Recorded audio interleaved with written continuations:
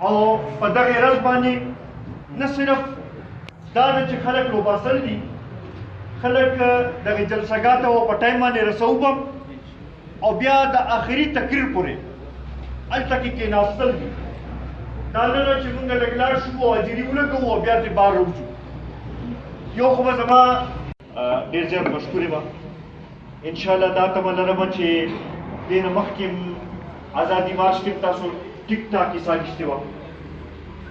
د 25 جولای باندې چې کوم په پېښور کې جلسه شوې وه، په هغې کې د نگرانۍ او د حکومت ناکامه کومې پالیسۍ چې دي د هغې په نتیجه کې هسې خلک چې دی اوس تنګ ناست او لږ ضرورت دی چې بس مونږ خلکو ته ځان ورسوو او دا کوشش کوو چې په ګډ تعداد کې چې ملګري مونږ ځان سره روباسو.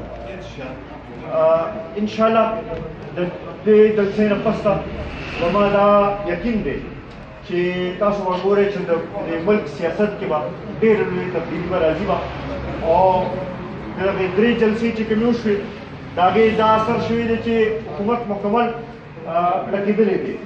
زما خیال دا جلسه چې وشي دا به آخري دغه به وي او دې نه پس ته به چې تاسو ګورئ به زر ته زره به الیکشن طرف ته به ماحول پاتې شي.